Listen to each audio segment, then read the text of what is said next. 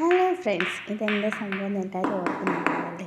ഒന്നുമില്ല, നമ്മളിത് കേടാവാതിരിക്കാനായിട്ട് ഫ്രീസറിൽ വെച്ചത് കേട്ടോ തക്കാളി. അപ്പം നന്നായിട്ട് കട്ടയായിപ്പോയി, അതുകൊണ്ടാണ് അതങ്ങനെ ഇരിക്കുന്നത്. അപ്പം നമ്മളിതാ ഇന്ന് ഉണ്ടാക്കാൻ പോകുന്നത് എന്താണെന്ന് വെച്ചിട്ടുണ്ടെങ്കിൽ ടൊമാറ്റോ റൈസാണ്. അപ്പം അതിനായിട്ട് നമ്മൾ ആദ്യം തന്നെ തക്കാളി എടുത്തിട്ട് നന്നായിട്ടൊന്ന് അരിഞ്ഞെടുക്കണം. അപ്പോൾ ഇത് ഫ്രീസറിൽ ഇരുന്നുകൊണ്ട് അതിൻ്റെ കട്ട അങ്ങോട്ട് നന്നായിട്ട് പോയിട്ടുണ്ടായിരുന്നില്ല കേട്ടോ. അപ്പോൾ തൊലിയൊക്കെ തന്നെ ഉരിഞ്ഞ് പോകുന്നുണ്ട്.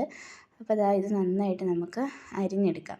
കട്ട ആയതുകൊണ്ട് ഇച്ചിരി ഞാൻ പറഞ്ഞില്ലേ, മാറാത്തതുകൊണ്ട് അരിയാൻ കുറച്ച് പാടായിരുന്നു കേട്ടോ, ഐസായിട്ടായിട്ട് ഇരുന്നുകൊണ്ടേ. അപ്പോൾ നമ്മൾ അതിങ്ങനെ അരിഞ്ഞെടുത്തു. അതിലേക്ക് നമുക്കിനി വേണ്ടത് എന്താണെന്ന് വെച്ചിട്ടുണ്ടെങ്കിൽ സവോള. ഞാനിവിടെ ഒരു സവോള എടുക്കുന്നുള്ളൂ. നമുക്ക് ഒരുപാട് സവോളയുടെ ഒന്നും കാര്യമില്ല കേട്ടോ, ഇത്രയും മതി. അതിലേക്ക് നമ്മൾ നന്നായിട്ട് നൈസായിട്ട് തന്നെ അങ്ങ് അരിയുകയാണ് സവോളയെ.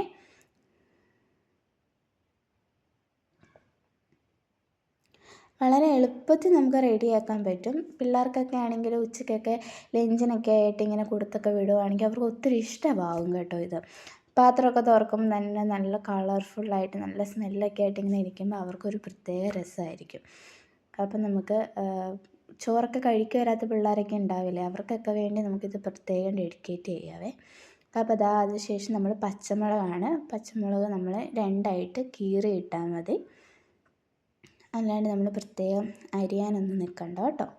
രണ്ടായിട്ട് കീറിയിട്ടിട്ട് നമുക്കൊരു കുക്കർ എടുത്ത് വെക്കാം. കുക്കർ വെച്ച് അതിലേക്ക് നെയ്യാണ് ഒഴിച്ചു കൊടുക്കുന്നത്. നല്ല നെയ്യ് ഒഴിച്ചു കൊടുക്കുക. അതങ്ങ് നെയ്യൊന്ന് ഉരുക്കി വരുമ്പോഴത്തേക്കും നമ്മുടെ കയ്യിലുള്ള എന്തൊക്കെ സ്പൈസസ് ആയിട്ടുള്ള സാധനമുണ്ടോ അതൊക്കെ ഇട്ട് കൊടുക്കാം. ഞാനിവിടെ പട്ട, പിന്നെ ഗ്രാമ്പൂ, പിന്നെ എന്തോ പൂ പോലെ ഇരിക്കുന്നൊരു സാധനം, അതിൻ്റെ പേരെനിക്ക് അറിഞ്ഞുകൂടാ, അത് ഇത്രയും ഇട്ട് കൊടുത്തിട്ടുണ്ട്. നമുക്ക് വേണമെങ്കിൽ കുരുമുളക് ഇടാം, ഏലക്ക ചതച്ചിടാം, അങ്ങനെ നമുക്ക് എന്ത് വേണമെങ്കിലും സ്പൈസസ് ഉള്ളതൊക്കെ ഇട്ട് കൊടുക്കാം. പിന്നെ അതിലോട്ട് നമ്മുടെ അരിഞ്ഞു വെച്ച തക്കാളി, സവാള, പച്ചമുളക് ഇത്രയും സാധനം ഇട്ട് നമുക്ക് നന്നായിട്ടൊന്ന് വഴറ്റിയെടുക്കാം. അപ്പോൾ എൻ്റെ ഇതിലോട്ട് നന്നായിട്ട് വെള്ളം നമുക്ക് കാണാം, വെള്ളം ഇറങ്ങിയിട്ടുണ്ട്. ഞാൻ പറയുന്നത് തക്കാളി നല്ല കട്ടയായിട്ട് ഇരുന്നുകൊണ്ട് കേട്ടോ, അതിൽ നിന്ന് ഇറങ്ങുന്ന വെള്ളമാണേ, അല്ലാണ്ട് സെപ്പറേറ്റ് നമ്മളൊന്നും ചെയ്യേണ്ട, നന്നായിട്ട് വഴറ്റിയെടുത്താൽ മതി. ഇപ്പോൾ വെള്ളമൊക്കെ പറ്റി നന്നായിട്ട് വഴറ്റിയെടുത്തിട്ടുണ്ട്. ഇനി ഇതിലേക്ക് നമുക്ക് കുറച്ച് മസാല കൂടി ഇട്ട് കൊടുക്കാവേ. അതിനായിട്ട് ഞാൻ കുറച്ച് ചിക്കൻ മസാലയും, വളരെ കുറച്ചായിട്ടാണ് ഇടുന്നുള്ളൂ, വളരെ കുറച്ച് ചിക്കൻ മസാലയും കുറച്ച് ഗരം മസാലയും കൂടി ഇട്ട് കൊടുത്താൽ മതി. ശരിക്കും എന്ന് പറഞ്ഞാൽ കർണാടക സൈഡിലോട്ടൊക്കെ ചെല്ലുമ്പോഴത്തേക്കും ഈ ടൊമാറ്റോ റൈസ് ഉണ്ടാക്കാനായിട്ട് അവർക്കൊരു സ്പെഷ്യൽ മസാലയുണ്ട്. അപ്പോൾ അത് വെച്ചിട്ട് അവരുണ്ടാക്കുന്നത്, അതിന് ഭയങ്കര ടേസ്റ്റ് കേട്ടോ. അതിൻ്റെ മണം അടിച്ച് കഴിഞ്ഞാൽ തന്നെ നമ്മൾ ഓടിച്ചെല്ലും കഴിക്കാൻ വേണ്ടി, അത്ര ടേസ്റ്റാണ്. അങ്ങോട്ടുള്ള അവരൊരു സ്പെഷ്യൽ മസാല ഇട്ടാണ് ഉണ്ടാക്കുന്നത്, നമുക്കിപ്പോൾ അതൊന്നും ഇല്ലല്ലോ. അതുകൊണ്ടാണ് ഇത് നമ്മുടെ ബിരിയാണി ഉണ്ടാക്കുന്ന റൈസ് കേട്ടോ, ബസ്മതി റൈസ് എടുത്തേക്കുന്നത്. അത് നമുക്ക് നന്നായിട്ടൊന്ന് ഇളക്കിയേക്കാം, മിക്സ് ചെയ്ത്. ഇതിൻ്റെ അകത്തേക്ക് നമുക്കിനി ആവശ്യത്തിന് ഉപ്പ് ചേർത്ത് കൊടുക്കാവേ. എന്തേരാണോ പാകത്തിന് നമുക്ക് ഉപ്പിട്ട് കൊടുക്കാം. പിന്നെ നമുക്ക് വെള്ളം, ഞാനിവിടെ 1 ഗ്ലാസ് അരിയാണ് എടുത്തേക്കുന്നത്. അപ്പോൾ 1 ഗ്ലാസ് അരിക്ക് 2 ഗ്ലാസ് വെള്ളമാണ് ചേർക്കുന്നത്.